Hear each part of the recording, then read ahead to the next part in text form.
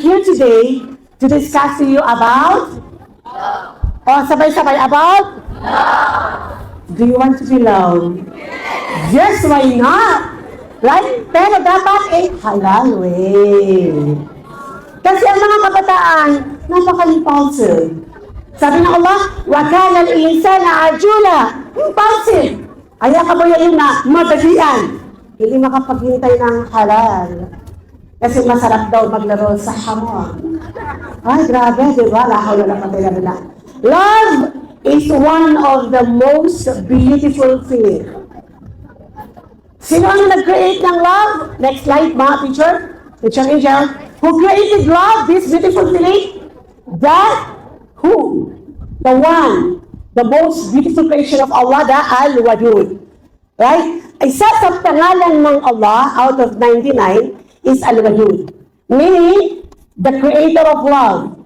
Another meaning, the giver of love. Another meaning, the bestower of love. So kung gusto mo ng halal na everlasting, hindi lang sa mundong ito, until Jannah, then make sure na ang pag-ibig na kinagigiliwhan mo sa Instagram ay manggagaling sa Al-Wadud. Dahil kapag hindi galing sa Al-Wadud, saan galing? Sa Shaitan. Sino ang best friend ng Shaitan? Your desire. Right? Yung nararamdaman mo na, kilig ako. Diba? Subhanallah, nakita nyo kanina palabas, akala ng nanay niya, nag-aaral. Yung pala ang ginagawa niya. Siya na yun. Okay, next slide pa para madalis tayo. Paano magiging halal ang pagmamahal nito? Right? Tatlong, anim, pito ang ating mahram. Mahram means haram sa'yo na pakasalan ka.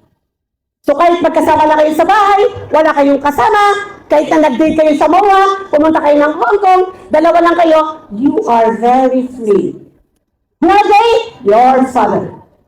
Sino yung pangalawa? Your uncle. Kapatid ng tatay mo o nanay mo, hindi pinsan ha? Pangatlo, lolo mo. Pang-apat, kapatid mo na lalaki. Panglima, anak mo. Kung sakaling mayroon kang magiging, the one. Kasi kung inilikha ka ng anak at ang dalaga, kahit ang figure mo, 34, sorry ka na lang. Kasi kahit lahat ng lalaki sa Green Hills may gusto sa'yo, pag sinabi ng alala, kakanda ka dalaga, walang magagawa ang lalaki. So, kung magkakaanak ka, panglima. Ano yung pamangkin mo? Anak ng kapatid mo. Hindi pinsan. Kapatid mo. Brother mo. Right?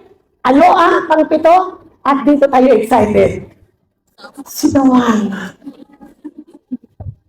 Sino dito ang alam niya kung sino yung magiging dawan? Kasi kung alam mo, sabihin mo, sa'yo, matibigan. Wala ka dito ba sa Facebook? Hindi natin alam.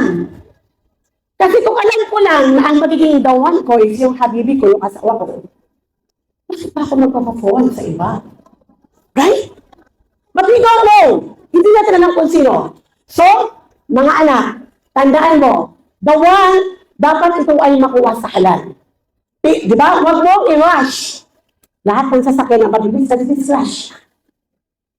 Di ba? That's right. Naku, magtagal na. Ito yung tanong. Why many young ladies, Muslimah, are enchanted para silang nagagayuma sa haram na relationship? Kasi kung walang nag-chat sa'yo, ano yung pakiramdam mo? Are you not beautiful enough? Am I not seen? Nakikita ba ako? Maganda ba ako? Sino man maganda? Maputi? Matangkad? No! All of us are beautiful. Akala ka ng insan na fi ahsan takwin. We are all created in a very beautiful statue.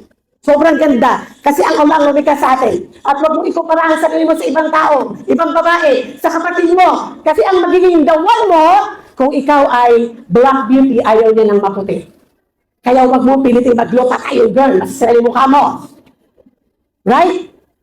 Kung ang dawan mo, ang gusto niya, ikaw ay pipit, ayaw niya na matangkad. Right? So patiently wait for that kung sino man siya. Okay, next.